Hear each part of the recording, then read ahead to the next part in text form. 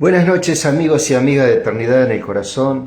Dios bendiga vuestras vidas. Damos gracias al Señor por esta oportunidad que el Señor nos da de poder estar mirando su palabra, su verdad, ¿cierto?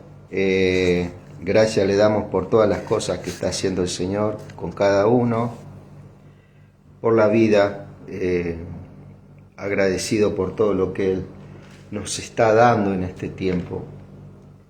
Es un Dios verdaderamente misericordioso y amoroso para con su pueblo, ¿no? Para con su pueblo,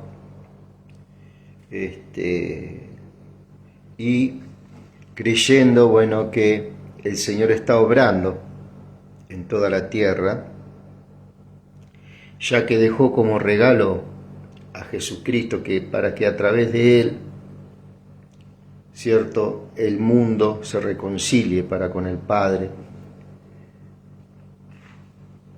¿cierto?, que el mundo conozca al Padre y que la obra del Espíritu Santo sea manifestada en medio de nuestro barrio, en medio de nuestra familia, ¿cierto? El Señor en este tiempo y en todo tiempo nos está ayudando, ¿cierto?, a poder ser buenos comunicadores de su verdad, ¿sí? Quería leer un poquito, antes de entrar a Ezequiel, quería leer un poquito la carta a los Filipenses, ¿cierto? Es una gran oportunidad. Dice su palabra: Pablo y Timoteo. Fíjate vos el diálogo, ¿cierto? Y así es en todas sus cartas. Pablo y Timoteo, siervos de Jesucristo, de Cristo Jesús, ¿cierto? A todos los santos en Cristo Jesús que están en Filipos junto a los obispos y diáconos. Fíjate vos cómo habla el Señor a todos los santos, ¿verdad? Y es un lenguaje que habla de un logro en la cruz, ¿sí? Por la muerte y la resurrección de Cristo, cuando habla a los santos, ¿cierto? Fíjate vos que Dios no le habla en las cartas, Pablo no le habla a los pecadores de la iglesia de Filipos, a los pecadores de la iglesia de Filipense, a los pecadores de la iglesia de Romano, a los pecadores de la iglesia de Éfeso, perdón, ¿sí? Fíjate vos el lenguaje que usa Pablo. Y en ese aspecto, Pablo está hablando con una propiedad, entendiendo los tiempos, ¿cierto? Y la acción del Espíritu sobre la persona convertida al Evangelio, ¿sí? Solamente en las personas religiosas se hacen llamar pecadores o llaman pecadores a personas que están en Cristo Jesús. Cristo Jesús no los trata de pecadores, ¿sí? No ignoramos que tenemos obras de pecado, pero no somos pecadores. ¿Por qué? Porque pecadores éramos antes de conocer a Cristo. ¿Por qué? Porque estábamos en el cuerpo de pecado. ¿Qué quiere decir en el cuerpo de pecado? Estábamos separados de la vida de Cristo.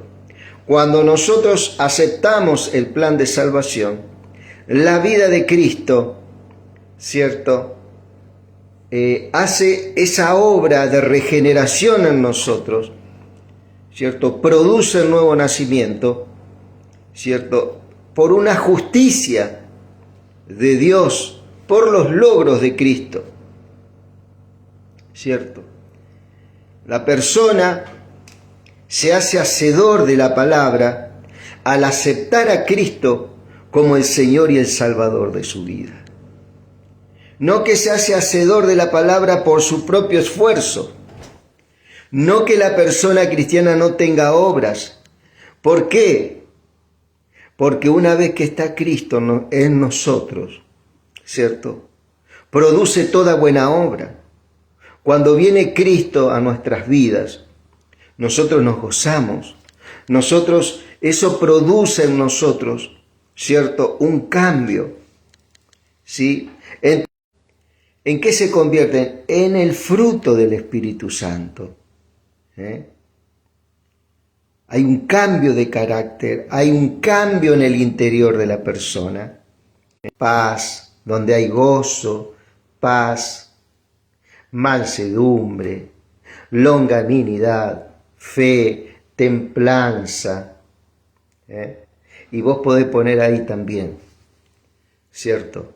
Eso es fruto del Espíritu porque es una acción que viene desde el interior, producida por el Espíritu Santo, no forzada por mandamientos, decretos o mandatos humanos. O no que alguien te tiene que escribir en un pizarrón 5 claves para ser un buen cristiano, para ser un buen evangélico. No.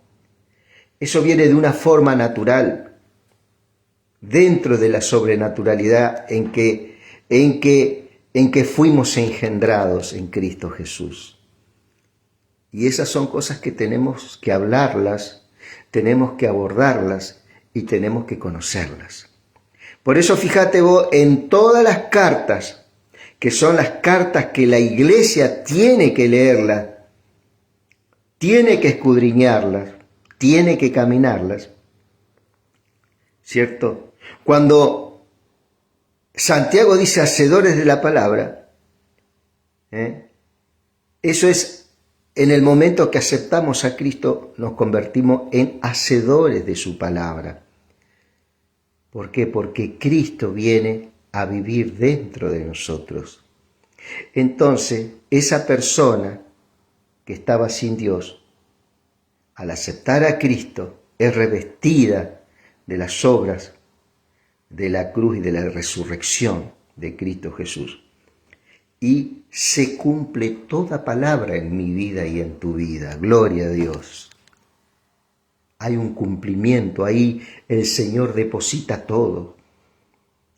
Nosotros a entender esto, ¿sí? ¿Eso qué produce? Mucho gozo, mucha paz, ¿sí? ¿Y eso qué es lo que hace?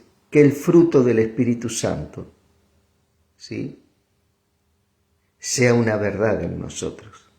Y comenzamos a conocer todas las propiedades de ese fruto del Espíritu en nosotros. Nosotros crecemos en eso, ¿cierto? Crecemos en eso. Eso es lo que produce, eso es cuando dice el apóstol Santiago, creo que háblame de tu fe por tus obras, ¿cierto? Y muchos creen que hay que hacer obras, ¿cierto?, de la ley o obras de obediencia, que uno me ponga, bueno, vos para ser un buen cristiano son 5 puntos para ser un buen cristiano evangélico. Y eso no es así. Eso viene, como decíamos, cuando nosotros nacemos de nuevo, cuando nosotros recibimos a Cristo en nuestro corazón, somos regenerados, nacemos del Espíritu, hay un quebrantamiento en nuestras vidas, ¿cierto? La obra de Cristo, ahí pasamos a ser hacedores de su palabra. ¿Por qué somos hacedores de su palabra? Porque aceptamos la palabra encarnada que es Cristo Jesús. Y la palabra se hizo carne, dice San Juan 1. Porque en el principio era Dios y el Verbo estaba con Dios y era Dios, ¿cierto? Y hasta que el Verbo se hizo carne. El Verbo significa palabra, logos. Y ese verbo se hizo carne, esa palabra se hizo carne y es Cristo. Nosotros al recibirlo a Cristo pasamos a ser hacedores de su palabra. ¿Por qué? Porque cuando nosotros recibimos al Señor en nuestras vidas, ese día, inolvidable día, ¿cierto? Que para nosotros pareciera que fuera mucho tiempo, pero para el Señor fue una centésima de segundo. Todavía el Señor está, ¿cierto?, haciendo fiesta en los cielos con sus ángeles por ese pecador que se arrepintió, ¿cierto? Eso verdaderamente produce un gozo en el interior de la persona y pasamos a ser hacedores de la palabra al aceptar a Cristo, no porque obedecemos mandamientos, porque es por fe y para fe. Eso es lo diferente que tenemos con el antiguo pacto, que tenían que cumplir leyes que nunca pudieron cumplir. Gálatas dice que si queremos ser cumplidores de la ley, no tenemos que transgredir ni una sola ley. Una sola ley que transgredamos, pasamos a ser transgresor de toda la ley. Es imposible. ¿Que la ley podía justificar al hombre? Claro que sí. Pero como el hombre tiene su naturaleza caída, no podía alcanzar al cumplir la ley, ¿sí? Entonces tuvo que venir Cristo, la palabra se encarna y la ley se cumple en él. Y nosotros, al recibir esa palabra encarnada que es Cristo Jesús en nuestros corazones, pasamos a ser hacedores de su palabra, plenos hacedores de su palabra. Potencialmente cumplimos la justicia de Dios, cumplimos la demanda de Dios. Por eso es que para los que están en Cristo Jesús no hay ninguna condenación, ¿sí? Entonces, esto es muy importante que nosotros lo sepamos. Es muy importante que fíjate vos, como hablábamos al principio, Pablo en todas sus cartas habla a los santificados que están en Corinto, a los santos hermanos que están en Éfeso, a los regenerados, a los comprados por su sangre. En ningún momento habla a los pecadores que están en Corinto, a los pecadores que están en Éfeso, a los pecadores que están en Roma, a los pecadores que están en Tesalónica, ni a los pecadores que están en Filipo. ¿Por qué? ¿Por qué, amado? Porque ya no estamos en el cuerpo de pecado, ¿cierto? Como estábamos. ¿Qué quiere decir que estábamos en el cuerpo de pecado? Que estábamos separados de Dios y estábamos condenados. Cuando nos convertimos al Señor por esa gracia del Señor, no por obras para que nadie se dé, sino por gracia, por medio de la fe, ¿cierto? Pasamos a ser santos y pasamos a ser justos y ya no somos más pecadores. Hay muchos que teníamos ese lenguaje. No, porque yo soy pecador, soy el peor de todos. Conociendo que el Señor nos trasladó espiritualmente, estoy hablando como una posición, de las tinieblas a la luz. ¿Cierto? ¿Que tenemos obras de pecado? Claro que sí. San Juan dice que si decimos que si no tenemos pecado, San Juan 1, le hacemos a él mentiroso. Pero dice que él es fiel y justo, que si confesamos nuestros pecados, él es fiel y justo para perdonarnos nuestros pecados y limpiarnos de toda maldad. Antes esto no era posible en la vieja dispensación, en este tiempo sí. Entonces, espiritualmente somos justos. Un pecador no puede vivir por fe. ¿Qué dice la palabra? El justo vivirá por fe.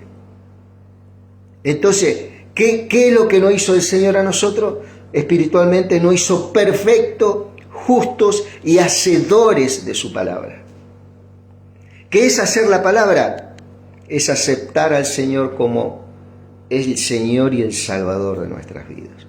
Al ser hacedores de su palabra, somos justificados por gracia, no por obras. Porque está ese evangelio que mitad es gracia, pero mitad tengo que cumplir los mandamientos mosaicos. No, Señor, es por gracia. Y a través de la gracia cumplimos los mandamientos, porque Cristo los cumplió.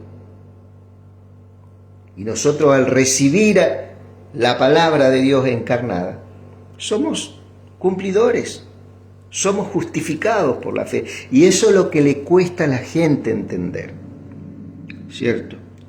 Y que en esta hora cada uno de nosotros podamos estudiar y escudriñar la palabra.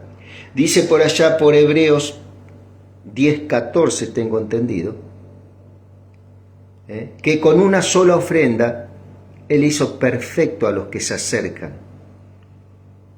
¿Sí? Él hizo perfecto a los que se acercan.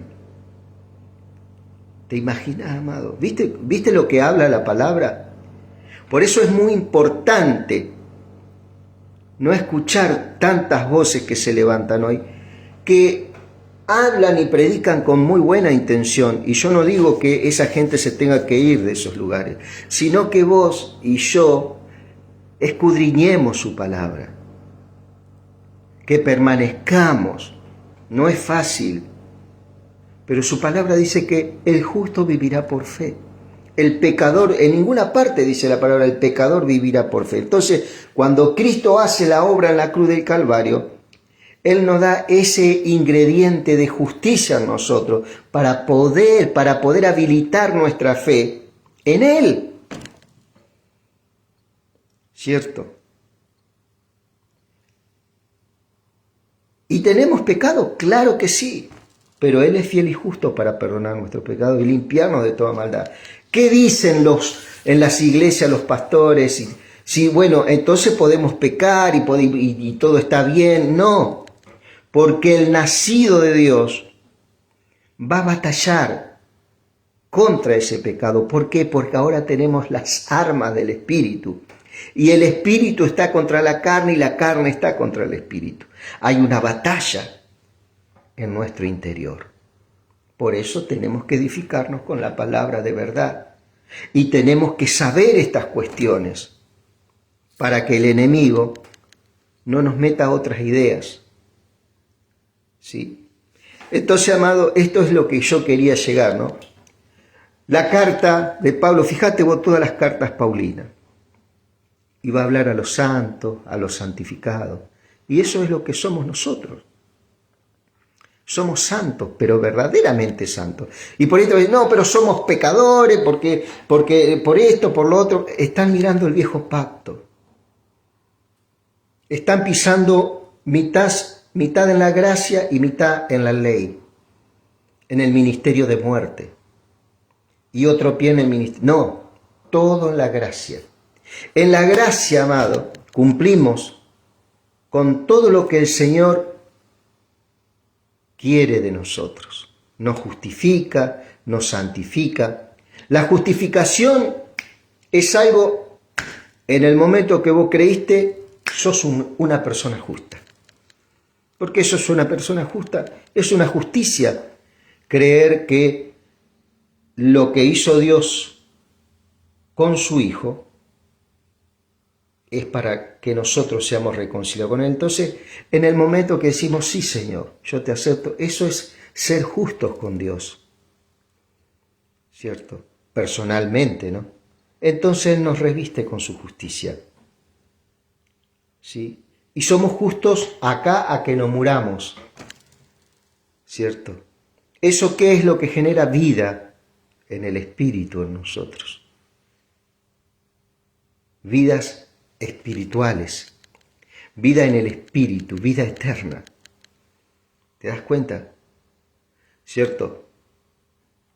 Y esa justicia, que el mismo Espíritu, que esa sangre que justifica, también nos santifica. La santificación, ¿qué es? Es el proceso en que nuestra vieja criatura y la nueva criatura empiezan una batalla por posiciones, ¿no? Hay una batalla, no que yo antes hacía las cosas de esta forma, entonces el Espíritu comienza a hablarnos a través de su palabra, y dejando todo rudimento, y dejando toda avaricia, y dejando, entonces ¿qué hace el Espíritu? Se posiciona la palabra. Y todo eso mortal es absorbido por la vida, ¿sí? Y por ahí hay otro día que nos levantamos otra vez, con esa conducta otra vez, porque eso lleva tiempo, no es de la noche a la mañana. No es de la noche, los procesos de Dios llevan tiempo. Por eso tenemos que ser pacientes, ¿cierto?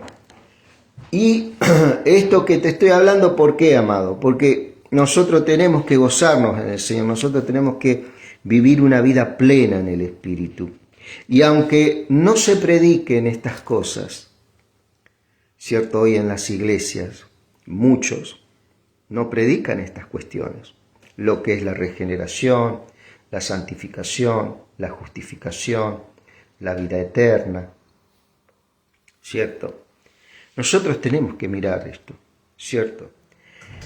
Y dice Filipos, y después vamos a leer Ezequiel 10 y 11, que Dios nuestro Padre y Señor Jesucristo le concedan gracia y paz, ¿sí? Son dos palabritas que están ahí, parecen pequeñas, pero es todo para nosotros. Doy gracias a mi Dios, dice Filipenses capítulo 1, verso 3. Estoy leyendo la Nueva Versión Internacional.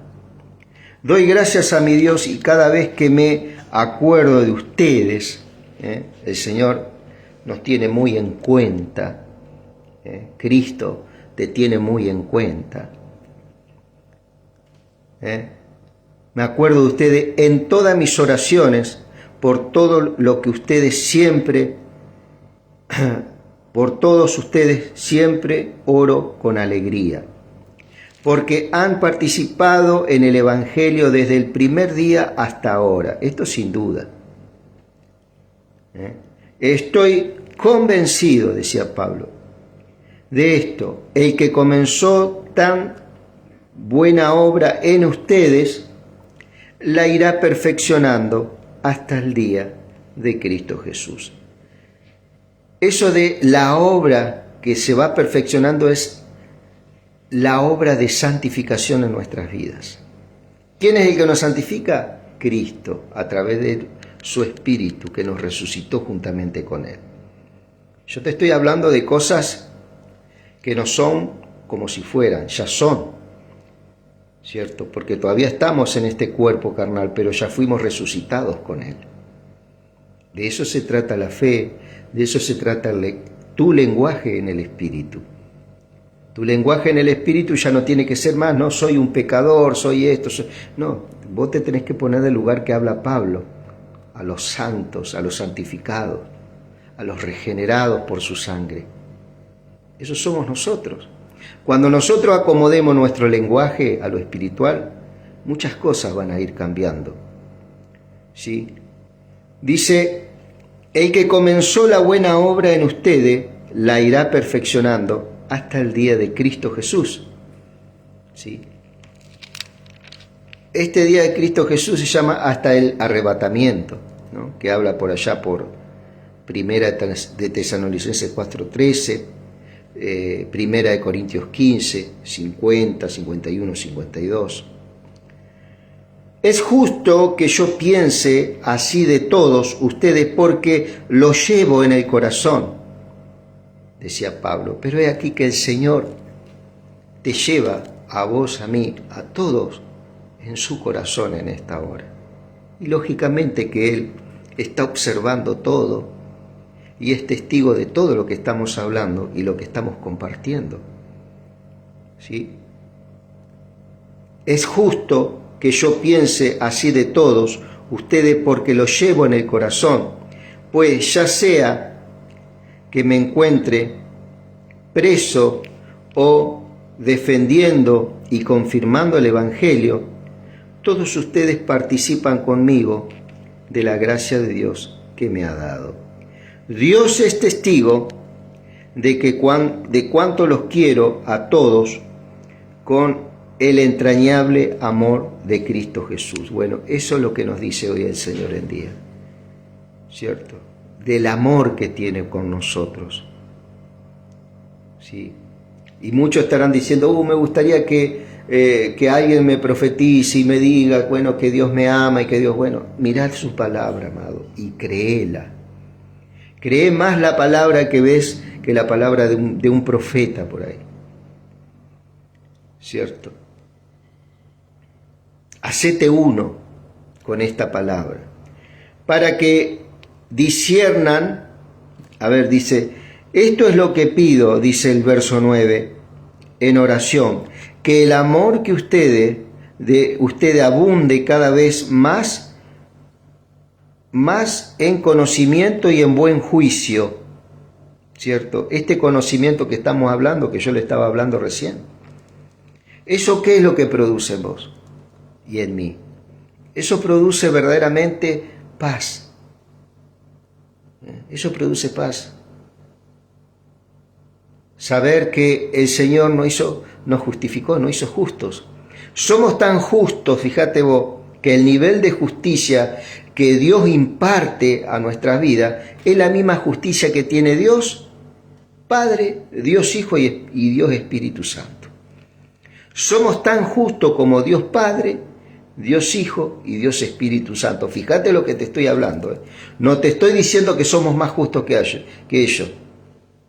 Tenemos el mismo nivel de justicia, porque ¿quién es el que justifica? Cristo. Y la justicia de Cristo es la misma que la del Padre y la del Espíritu. ¿Te das cuenta dónde estamos pisando? ¿Te das cuenta dónde estamos pisando? ¿Sí? Es muy importante que estamos hablando. El mismo nivel de justificación, vuelvo a repetir, que tenemos nosotros, impartido por Cristo, en el momento que nos entregamos, es el mismo nivel de justicia que tiene Dios Padre, Dios Hijo y Dios Espíritu Santo. ¿Por qué? Porque la justicia en la cual fuimos revestidos es la justicia de Dios. Pero no somos tan santos como ellos. ¿Por qué? Porque Dios es 3 veces santo y nosotros estamos en un proceso de santificación. Y ahí es muchas veces lo que se confunde, la justificación con la santificación. ¿Cierto? Entonces, ahí te dejo 2 cositas. Justificación, tenemos el mismo nivel, somos tan justos como el Dios Padre, Dios Hijo y Dios Espíritu Santo. ¿Por qué? Porque la justicia que impartió Cristo a nuestra vida es la justicia de Él. ¿Y Él quién es? Él es Dios. ¿Cierto? Nos da esa vestidura, estamos revestidos de Cristo. ¿Ok? Pero no somos tan santos como ellos. Nosotros estamos en un proceso de santificación, que es por la palabra de verdad.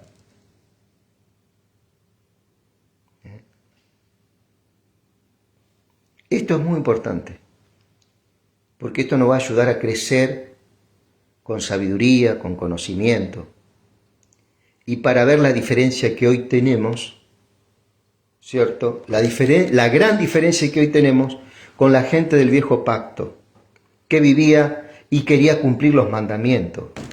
¿Te acuerdas que en la Iglesia Católica nos enseñaban a guardar los 10 mandamientos? Jamás pudimos guardar los 10 mandamientos. Nadie, ni siquiera 10 mandamientos. La cantidad de mandamientos que hay son 613 mandamientos, se dice que son 613 mandamientos los de la ley mosaica. ¿Te imaginas que no pudimos cumplir 10? ¿Cuánto menos vamos a cumplir 613 mandamientos? Pero bueno, Cristo al cumplir la ley, ¿cierto? Y nosotros al aceptarlo a Él, somos cumplidores de la ley como Él, ¿cierto? Y sí, pero sigo siendo la misma persona que falla, lógicamente, porque ahora vas a entrar en un proceso de santificación por la palabra. Vas a empezar a mirar su palabra y vas a empezar a perfeccionarte y a alinearte con el espíritu que Él puso en tu vida. ¿Sí? Esto es lo que pido en oración, que el amor de ustedes abunde cada vez más en conocimiento y en juicio, ¿sí? Para poder juzgar, ¿cierto? Para poder juzgar. ¿En qué sentido? Decimos sí, porque nosotros somos pecadores. Y la palabra de Dios dice que nosotros no somos pecadores, nosotros somos justos, que vivimos por fe. Entonces, ¿quién tiene razón? ¿Dios o nosotros? El Señor. El Señor dice que somos justos. ¿Que pecamos? Sí, pecamos, pero Él es fiel y justo para perdonar nuestros pecados y limpiarnos ¿de qué? De toda maldad, dice San Juan 1:8, 1 Juan 1:8 y 9. Míralo después a esos versículos. Entonces, ¿a quién le hacemos caso? ¿Seguimos diciendo que somos pecadores o le hacemos caso al Señor que dice que nosotros somos justos y que el justo por fe vivirá? Un pecador no puede vivir por fe. Es necesario que seamos justificados. Sí, esto es lo que pido en oración, que el amor de ustedes abunde cada vez más en conocimiento y en buen juicio, para que disciernan lo que es mejor y sean puros e irreprochables para el día de Cristo, llenos del fruto de justicia que se produce por medio de Jesucristo. ¿Por qué? Porque Él es el que justifica, ¿cierto? Para gloria y alabanza de Dios, ¿sí? Esto quería comenzar para que ustedes sepan quiénes son en Cristo, qué pueden, qué es lo que pueden y qué es lo que tienen en el Señor. Ahora vamos a seguir leyendo Ezequiel. Estamos leyendo Ezequiel no con el ánimo de enseñar a nadie, sino estamos leyendo esto que muchas veces está ahí y uno dice, bueno, vamos a leer todo el libro del profeta Ezequiel y vamos a ver algunas cuestiones, ¿cierto? En el cual el Espíritu de Dios nos quiere formar y nos quiere edificar en el pensamiento de Dios a través del tiempo, ¿no? De cómo Dios hace las cosas y cómo Dios se propuso hacer las cosas, ¿sí? Dice la palabra del Señor ahí en Ezequiel. Después miré, acá Ezequiel está teniendo una visión. Después miré sobre la bóveda, dice esta versión, en la Nueva Versión Internacional, que estaba encima de la cabeza de los querubines, vi una especie de piedra de zafiro que tenía la forma de un trono, ¿cierto?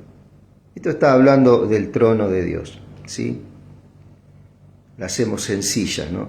Bajamos a tierra este lenguaje espiritual. Y el Señor le dijo al hombre vestido de lino, había un hombre vestido de lino que vino a ejecutar un juicio junto con algunos ángeles, ¿cierto? Y esto se lo mostraba Dios en visión a Ezequiel de las cosas que estaban ocurriendo. Ezequiel estaba en Babilonia, ¿sí? Y Dios le estaba mostrando las cosas que estaban ocurriendo en Jerusalén. Y el Señor le dijo al hombre vestido de lino, métete entre las ruedas que están debajo de los querubines, toma un puñado de brasas que están entre los querubines y espárcelos en toda la ciudad. Y el hombre se metió allí y mientras yo miraba, dice Ezequiel, ¿no? Dice que él estaba atento a esa visión, ¿no? En el momento en que el hombre entró, los querubines estaban en la parte del sur del templo y una nube llenaba el atrio interior, ¿cierto?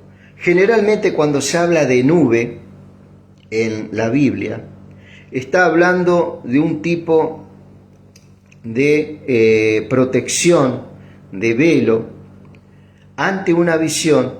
¿Por qué? Porque muchas veces esa gloria que resplandecía, ¿cierto?, podía afectar al hombre en el cual estaba siendo testigo de esa visión, ¿cierto? Entonces, esa nube hace forma de protección. Es como cuando nosotros miramos el sol y nos ponemos unos lentes, ¿no?, para que no nos dañe el sol. Bueno, esto es algo parecido, pero en el espíritu, ¿no?, para entender algunas cosas del espíritu. Entonces la gloria del Señor que estaba sobre los querubines se elevó y se dirigió hacia el umbral del templo. La nube llenó el templo y el atrio se llenó del resplandor de la gloria del Señor. El atrio era un lugar que en el tiempo de Moisés era un lugar del tabernáculo que llegaban la gente extranjera, ¿sí? Hasta ahí podía llegar. Después gran parte del pueblo estaba en el atrio, pero después había un lugar llamado santo, en el cual estaban los levitas, y el lugar santísimo donde estaba el sacerdote, ¿cierto?, que oficiaba la ofrenda, a muy grande rasgo. El ruido de las alas de los querubines llegaba hasta el atrio exterior y era semejante a la voz del Dios Todopoderoso, ¿cierto? Está hablando de querubines. Querubines es una especie... ¿Qué pasaba? Estos ángeles, como venía diciendo, es una especie de, por ejemplo, están los querubines, ¿cierto?, que en este caso lo que está viendo Ezequiel, ¿cierto? Ya hubo una actividad, la primera vez donde se nombra a los querubines es en el Génesis, ¿cierto?, capítulo 3, donde Dios pone querubines con espadas encendidas para proteger el árbol de la vida.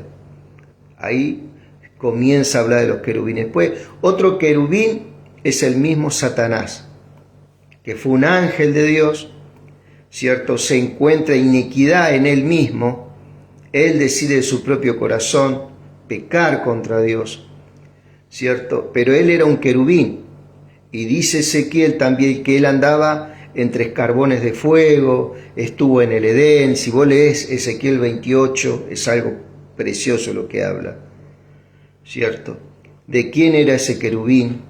Que hoy en día es Satanás, ¿no?, que es nuestro enemigo, ¿cierto? Estos querubines, ¿cierto?, eran ángeles protectores, ¿cierto?, que se le asignaban en distintas momentos, ¿cierto?, y en distintos lugares espirituales, ¿sí? Es un tipo. Después están los arcángeles, ¿cierto? Por ejemplo, está el arcángel Miguel y el arcángel Gabriel. Son los dos arcángeles que se nombran en la Biblia. Después se habla de otros arcángeles que en ninguna parte de la Biblia está. Sí sabemos que hay un arcángel Miguel y un arcángel Gabriel. El arcángel Miguel es un defensor, ¿cierto?, del pueblo judío, ¿cierto? Y el arcángel Gabriel es un mensajero, ¿cierto?, que el arcángel Gabriel también tuvo una experiencia con Daniel, ¿cierto? Esto está por Daniel 9, Daniel 10. Y el arcángel Miguel es nombrado en Daniel 10, ¿cierto? Y el arcángel Gabriel se le aparece a María también, con un mensaje, diciéndole que ella iba a concebir un niño, ¿sí?, y que iba a ser por obra y gracia del Espíritu Santo, ¿cierto? Esto habla un poco de los arcángeles. Después están los ángeles, después están los serafines, ¿cierto?, que son ángeles que son preparados para la adoración al Señor, ¿cierto? Pero bueno, no me quiero extender mucho con estas cosas.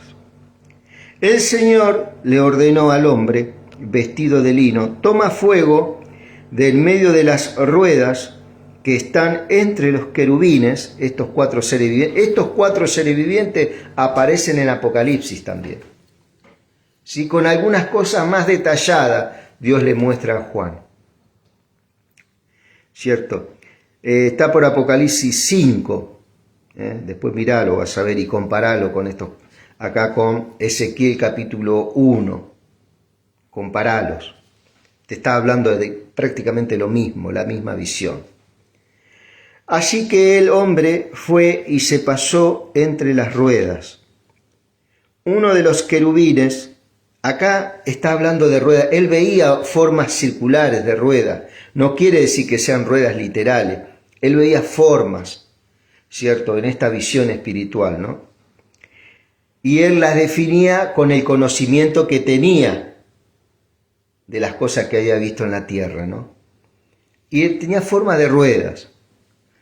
Extendió la mano, tomó luego fuego que estaba entre ellos y lo puso en las manos de aquel hombre vestido de lino. Este hombre vestido de lino se ve que es un ser espiritual, seguramente un ángel, que había sido enviado para derramar un juicio sobre Jerusalén, ¿cierto? Recordemos el juicio sobre Sodoma y Gomorra, que lo hizo con 2 ángeles.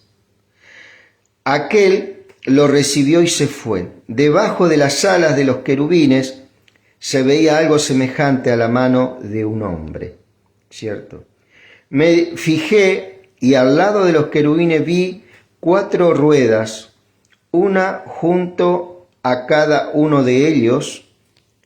Las 4 ruedas tenían un aspecto brillante como de crisolito. Esto es una visión en el espíritu que está teniendo Ezequiel, ¿no? Y dice, se asemejaban, las 4 ruedas se asemejaban y parecía como si una rueda estuviera encajada en la otra. Estamos leyendo Ezequiel capítulo 10. Al avanzar podían hacerlo en las 4 direcciones sin necesidad de volverse. Esta visión espiritual mostraba a Ezequiel que este trono se movía, ¿sí? Tenía una movilidad, ¿cierto?, en la visión. Y acá podemos ver, por ejemplo, un poquito más abajo, uno de los querubines extendió la mano, tomó el fuego que estaba entre ellos y lo puso en las manos del hombre vestido de lino. Aquel lo recibió y se fue. Debajo de las alas esto ya lo leímos. Dice, las 4 ruedas se asemejaban y parecía como si una rueda estuviera encajada en otra rueda. Parecía, dice, ¿no? Trataba de explicar con sus palabras lo que veía, y eso queda plasmado en el texto, ¿no? Pero más detalles tenemos en Apocalipsis 4 y 5, ¿cierto? Ahí podés ir vos también para poder sintonizar mejor la visión. Al avanzar, podían hacerlo en las 4 direcciones sin necesidad de volverse. Avanzaban en la dirección a que apuntaba la cabeza del querubín y no tenían que volverse. Todo el cuerpo, la espalda, las manos y las alas de los querubines, al igual que las 4 ruedas, estaban llenos de ojos. Fíjate vos que en Apocalipsis los seres vivientes tenían ojos por todas partes también. Que eso habla, ¿de qué habla eso? Habla de la omnisciencia, ¿qué quiere decir? Del conocimiento eterno de Dios, de su omnipresencia, que Él puede estar en todos lados, en todas partes, pero no necesariamente va a estar. Muchos creen que Dios, al ser omnipresente, Él va a estar en lugares que no quiere estar. Aunque Dios tiene poder, ese poder de omnipresencia, Dios no está en el infierno, por ejemplo. Él tiene poder para ir al infierno, sí tiene poder para ir, pero Él no va a estar en esos lugares que no quiere estar. Debemos entenderlo eso, porque mucha gente cree que Dios está en todas partes, sí, puede estar en todas partes al mismo tiempo, pero sí tiene el conocimiento de todas las cosas que están ocurriendo, al detalle, y aún las intenciones del hombre, aún los planes del hombre, aún los diseños del enemigo, ¿cierto? Y dice, alcancé a oír que a las ruedas se le llamaba círculos. Alcanzó a oír eso, ¿no? Cada uno de los querubines tenían 4 caras. La primera dice, la primera de querubín, la segunda de hombre, la tercera de león y la cuarta de águila. Esto también habla en Apocalipsis, exactamente, prácticamente lo mismo. Los querubines, Apocalipsis 5, después fíjate bien. Los querubines que están en los mismos, eran los mismos seres que yo había visto en el río Quebar, en el capítulo 1, se elevaban cuando avanzaban las ruedas a su costado, hacían lo mismo cuando desplegaban sus alas para levantarse del suelo. Las ruedas se apartaban de ellos. Cuando se detenían las ruedas, hacían lo mismo.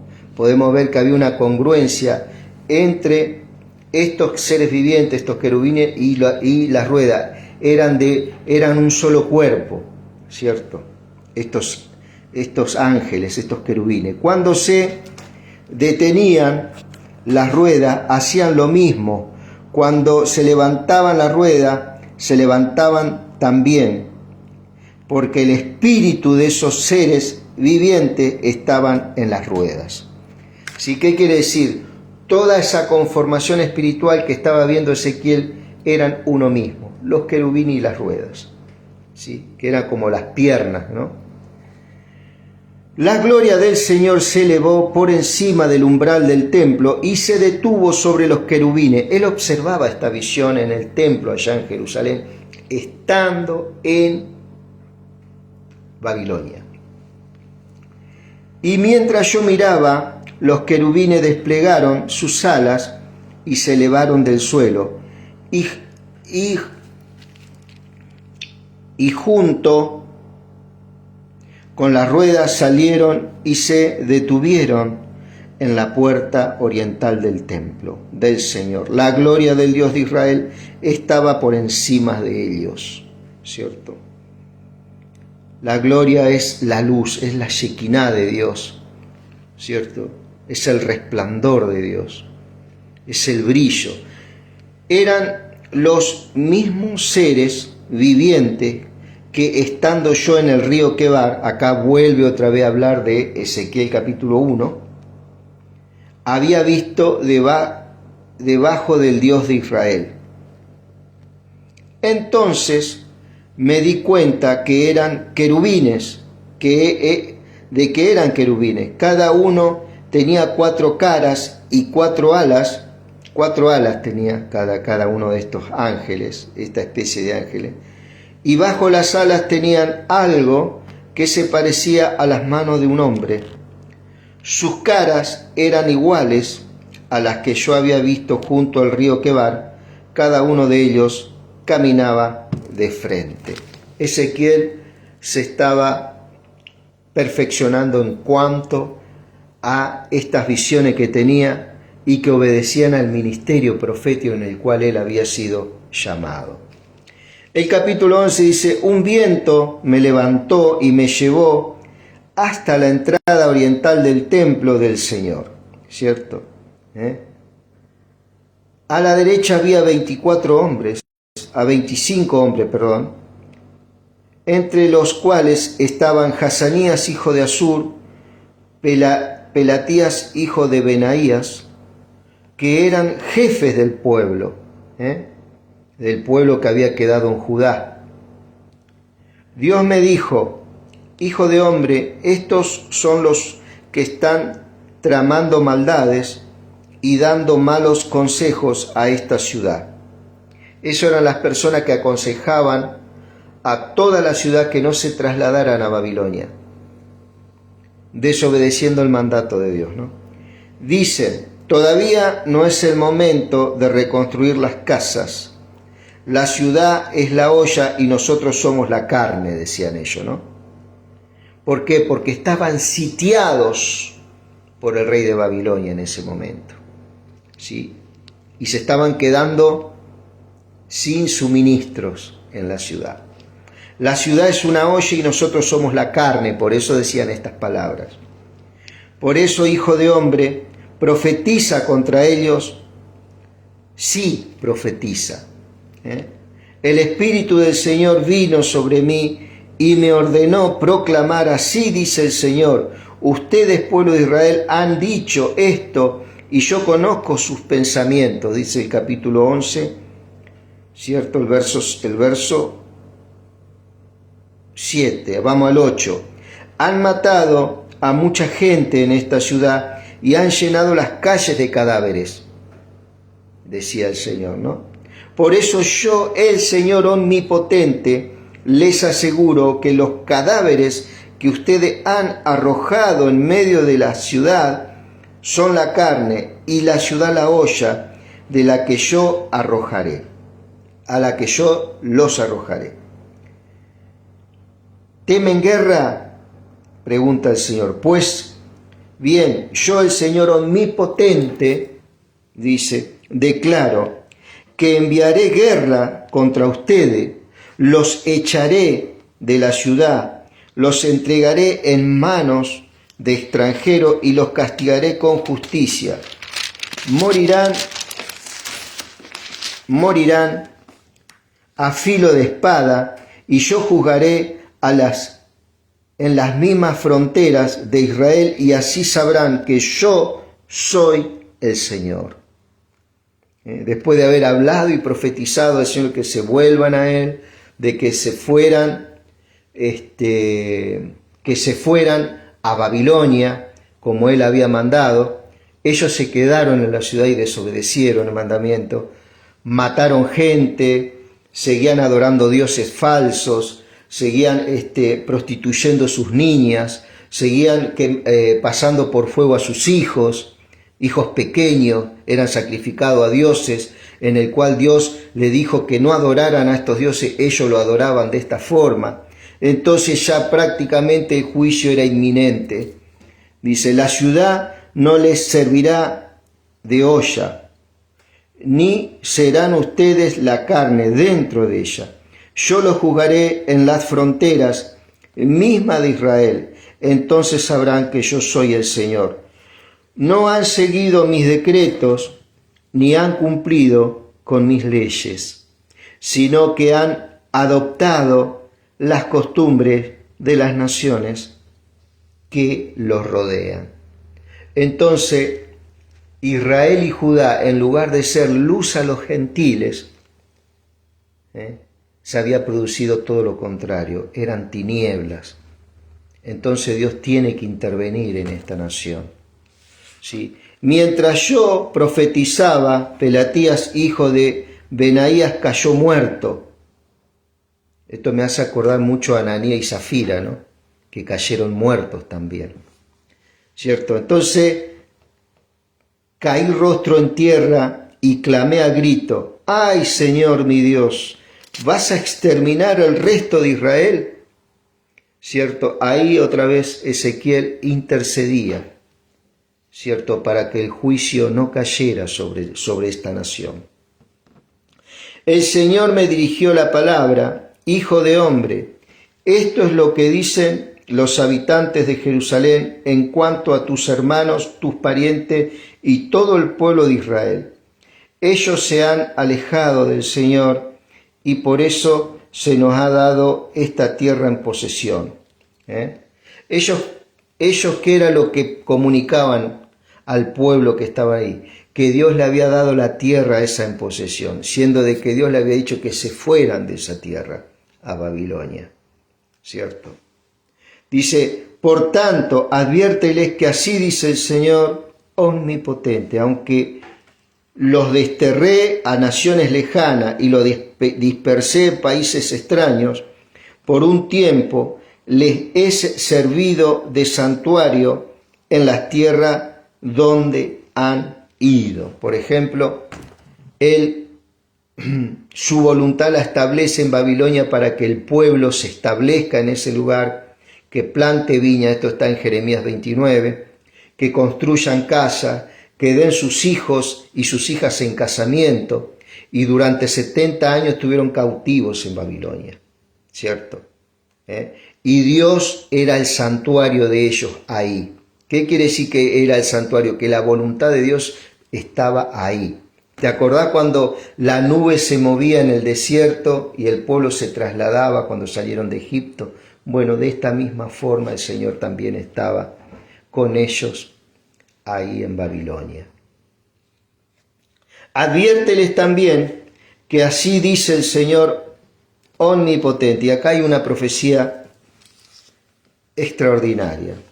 Yo los reuniré de entre las naciones, los juntaré desde los países donde han estado dispersos, ¿cierto? Y les daré la tierra de Israel, ¿cierto? Ellos volverán a su tierra y echarán de allí a los ídolos detestables y pondrán fin a las prácticas repugnantes. El pueblo que iba a venir después de los 70 años iba a tener la capacidad en el espíritu y la mentalidad de gobierno tal que iba a sacar toda esa idolatría que fue el producto por el cual tuvo Dios que destruir a Jerusalén y abandonar a Jerusalén. Los cortó de su presencia, ¿sí? Yo les daré un corazón íntegro, y pondré en ellos mi espíritu renovado. Esto se habla, hay un cumplimiento cuando Esdras y Nehemías reconstruyen Jerusalén, reconstruyen el templo, ¿cierto? En el cual se involucraron también tanto el profeta Ageo como el profeta Sofonías, y el príncipe llamado Zorobabel, hijo de Salatiel. Son personas que se involucraron en este éxodo que hubo después de los 70 años, y hay un cumplimiento ahí, que esta gente venía con una capacidad espiritual diferente a la de sus ancestros que habían caído en la idolatría, ¿sí? Les arrancaré